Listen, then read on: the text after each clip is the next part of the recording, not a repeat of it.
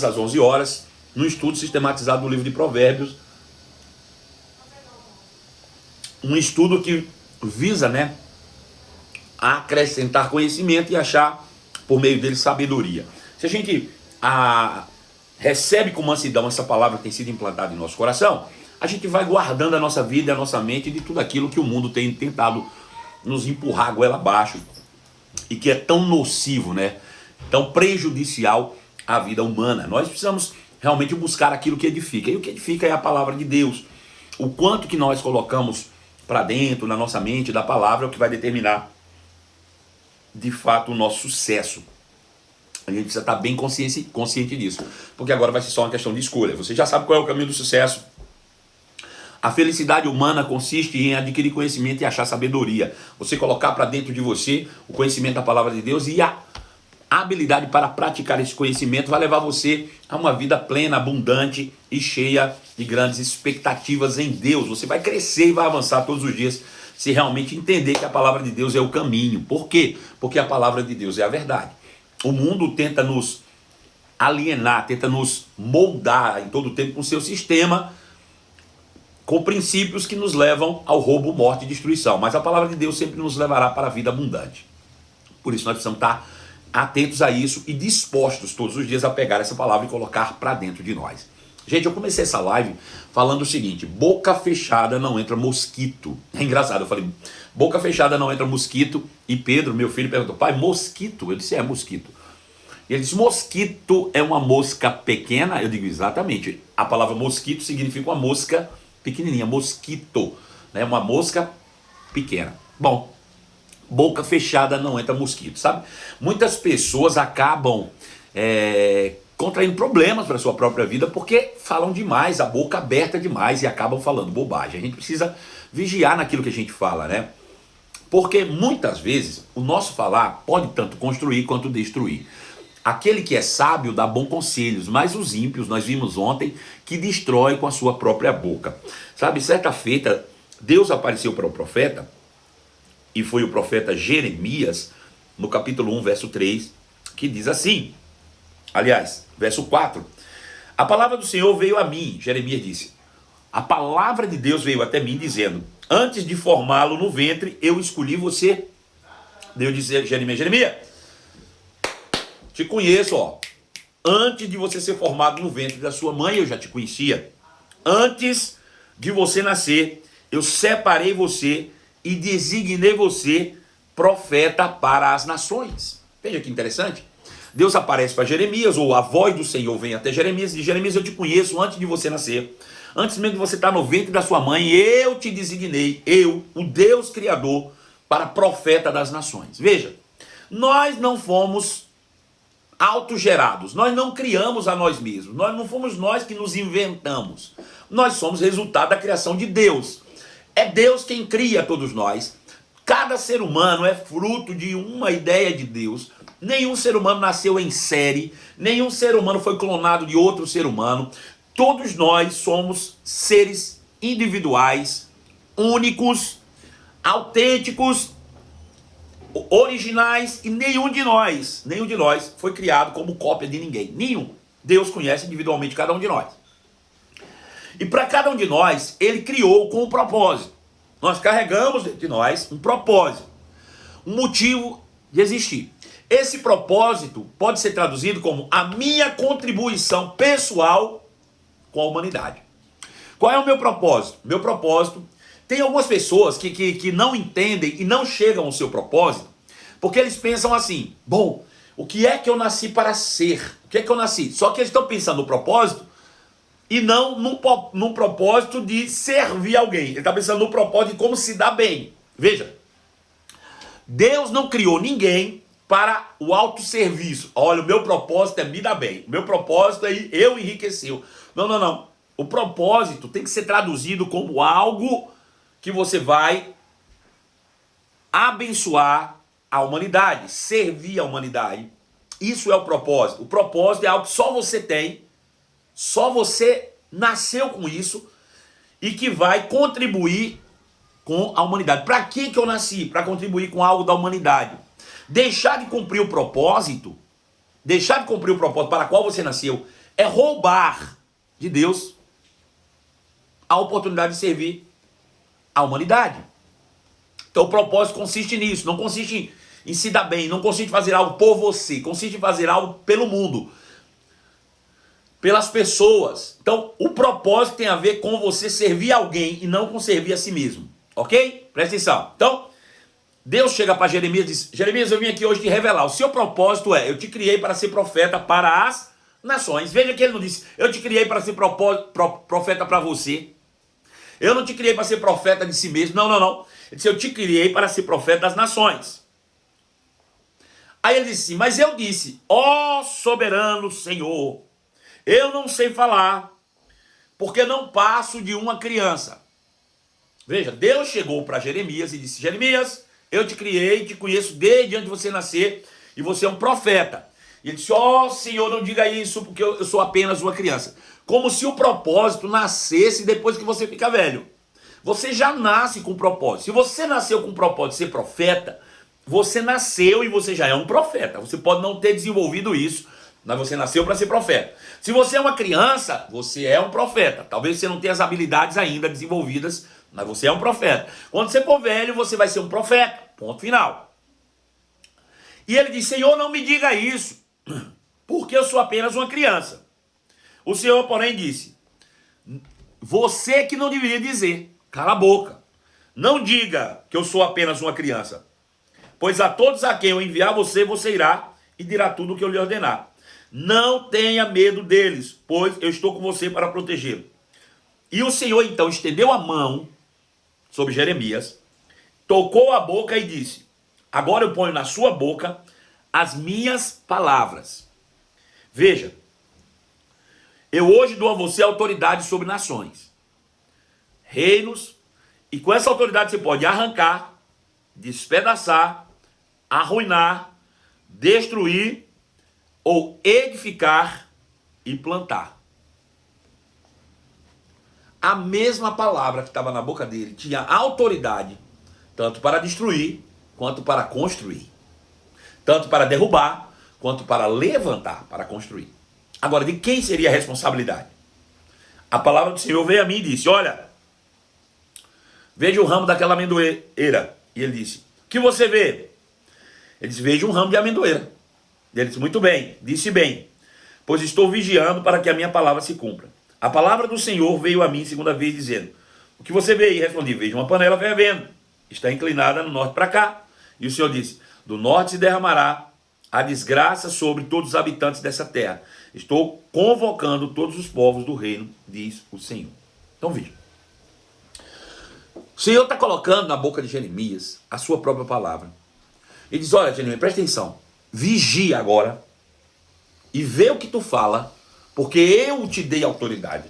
E essa palavra que está na boca, e aqui não é só na boca de Jeremias, é na boca de todos aqueles que hoje carregam a autoridade de Deus. A palavra que sai da sua boca tem total autoridade, tanto para construir quanto para destruir. Então, a partir daí, eu preciso encher o meu interior com a palavra, porque a palavra de Deus, ela edifica. Aí o apóstolo Paulo escreve em 1 Coríntios, capítulo 14, o seguinte, que nós devemos buscar os dons espirituais, mas principalmente em profetizar. O que é profetizar? A palavra profetizar significa ferver. Ferver. Veja, ferver com o quê? Com aquilo que eu tenho por dentro. Deixa eu te dizer, não tem como você encher uma panela de água e ferver leite, por exemplo. Não tem como você encher uma panela de leite e ferver o feijão nela. Você ferve daquilo que está cheio. Então veja, se você se enche com a palavra, veja, o profetizar, o ferver, vai fazer com que você profetize e console, edifique e exorte. Essas três palavras significam construir. O crente foi chamado para, por meio do ferver do espírito de profecia, coloque para fora a palavra de Deus, que foi posto em nossa boca para construir e não para destruir. Então nós temos que vigiar, irmãos, porque Deus, ele vela para que a sua palavra se cumpra. Mas se você encher o seu interior de tudo que é coisa que destrói, Você com a sua boca vai destruir ao invés de construir. Então, precisa ficar ligado nisso.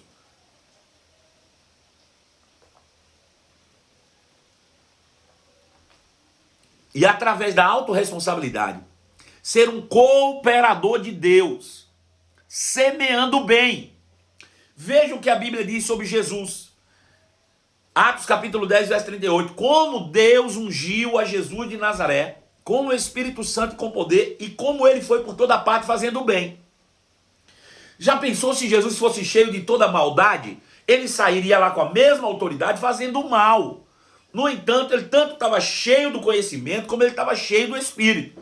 E ele saiu por toda parte fazendo o bem.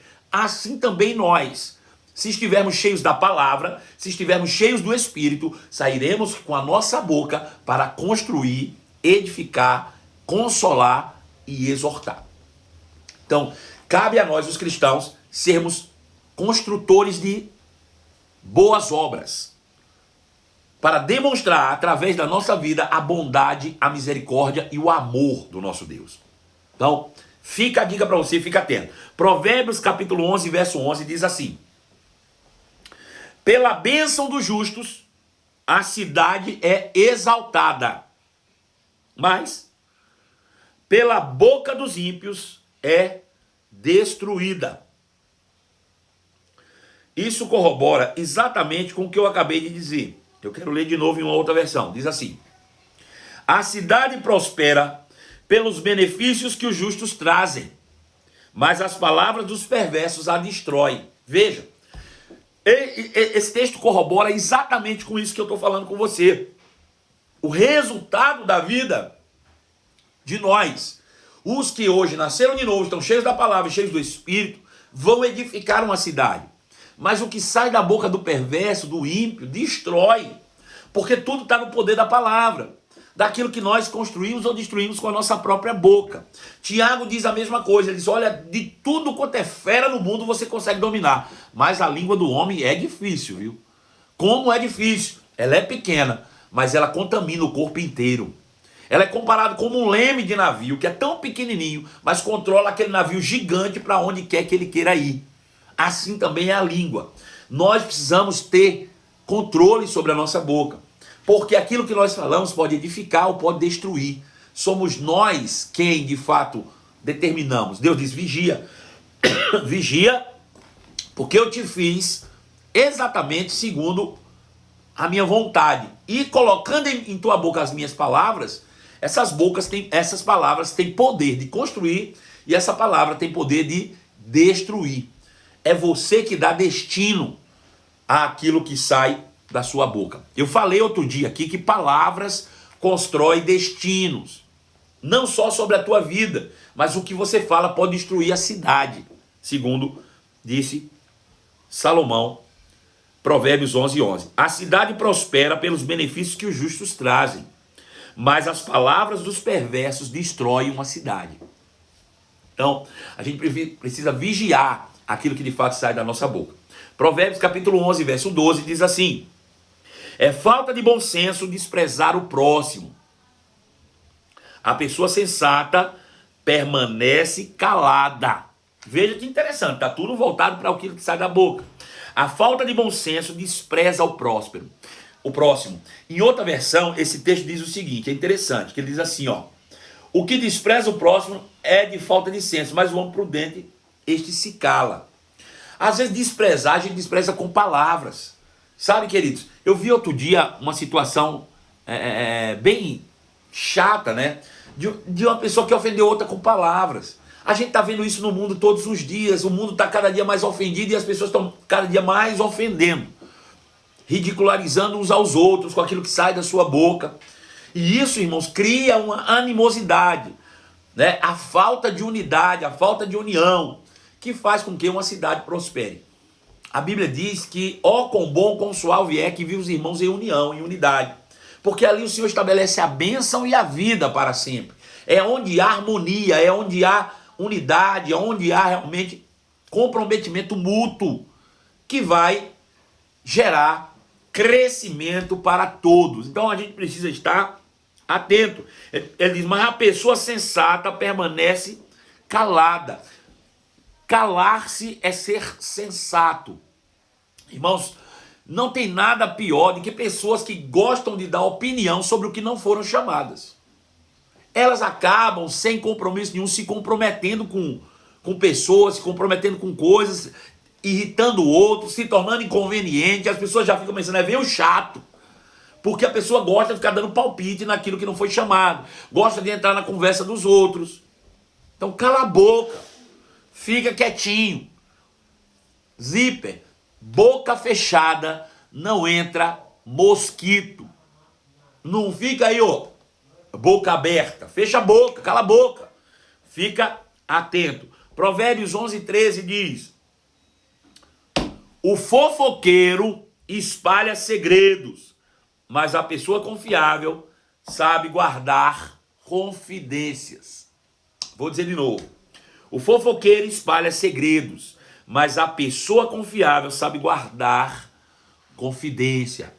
Ó, quando eu fiz as lives sobre família, alguns meses atrás, eu falei muito sobre isso. Uma das responsabilidades da mulher para com seu marido é gerar no marido confiança. A mulher precisa demonstrar confiança ao marido. E a confiança passa também por saber guardar segredo. Não ser boca aberta, não sair por aí contando tudo. Infelizmente, mulher tem uma necessidade de falar e demonstrar que sabe, mesmo quando o assunto nem interessa. Não que homem não sabe. Homem, quando é fofoqueiro, ainda é pior do que mulher. Mas a mulher comumente carrega mais essa fama de ter que conversar. Aí muitas vezes diz, meu marido não conversa comigo. Por quê? Porque tudo que teu marido conversa, tu conta pros outros. Não é? Então a Bíblia diz que o fofoqueiro espalha os segredos. Mas a pessoa confiável sabe guardar confidência. Irmão, não tem nada mais respeitoso do que você guardar um segredo que alguém te confiou. Né? Isso gera confiança. As pessoas vão realmente ver em você alguém confiável. Quando você sabe guardar segredo. Quando você realmente não é uma pessoa boca aberta, que sai por aí falando tudo que sabe. Então preste atenção direitinho, né? Não sai por aí, não tem necessidade. Olha, eu vou te contar, assim, mas eu não quero que você conte pra ninguém. Porque, se tu não quer que ninguém conte pra ninguém, pra que tu contou, criatura? Não, mas eu contei só pra uma pessoa. Mas a pessoa que você contou vai contar pra mais uma. E a pessoa que contou vai contar pra mais uma. Daqui a pouco todo mundo sabe. Fica calada. Ó, tranca a boquinha, não fala nada. Aleluia. Entendeu? Ó. Boca fechada não entra mosquito. Então, vigia. Versículo 14 diz: sem uma liderança sábia, a nação cai. Ter muitos conselheiros lhe dá segurança. Veja, quando a Bíblia fala que ter conselheiros traz segurança, está falando também das pessoas que falam aquilo que edificam. Que constroem. Vejam, a gente precisa ser sábio, ter o que falar, mas só falar na hora sábia. Saber administrar o conteúdo que tem, de fato, vai trazer benefícios que não se pode medir. Não é só ter o conteúdo, é ter o conteúdo e saber falar na hora certa. Ser o conselheiro prudente e na hora certa colocar para fora aquilo que de fato edifica e constrói. Sabe, tem um texto lá em 1 Coríntios capítulo 14 que diz assim, que o espírito do profeta está sujeito ao profeta. Está se referindo, obviamente, ao culto público e ao ofício do profeta, tá. Mas isso vale também para a gente. Aquilo que nós sabemos que está por dentro está sujeito à nossa vontade. Somos nós que determinamos se agora eu falo ou se não falo. Tem gente que tem necessidade, deixa eu dizer, controla. Você é senhor das suas palavras, você é senhor. Porque enquanto essas palavras são apenas pensamentos, você consegue controlá-las. Mas depois que saiu da sua boca, você perde o controle. Sabe? Você tem um segredo, enquanto ele é seu pensamento, você controla. Se você contou para alguém, acabou, você perdeu o controle. Se aquela pessoa contar, como é que você vai controlar? Você é senhor dos seus pensamentos mas se torna escravo das suas palavras. Então fica esperto, fica atento. Capítulo 11, verso de número 15, diz assim: quem aceita ser fiador terá problemas. Quem evita esse compromisso está seguro. Mais uma vez, cautela com aquilo que sai da boca. Tem gente que não sabe dizer não. Dizer não é tão sábio quanto dizer sim, né?